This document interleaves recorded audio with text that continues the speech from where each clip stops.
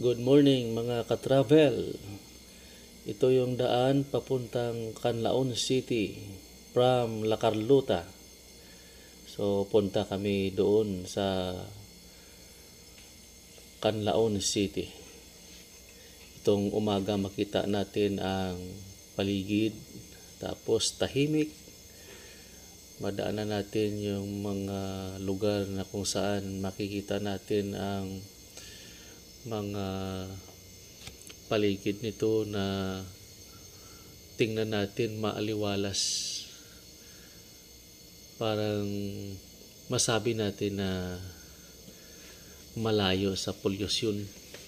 Tapos parang makarelax tayo. At makikita natin mga iba't ibang mga tanawin dito. So dito na kami ngayon banda sa bundok ng Canlaon. At saka sa taas doon para doon na yung bunganga ng Canlaon. At saka sa baba doon na makita natin yung gandang tingnan ng view.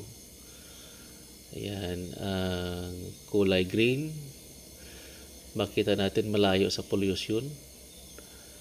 Maganda yung daan dito at saka yung lugar ng papunta ng Canlaon City. At saka dumating na kami dito ngayon, itong sa Canlaon City.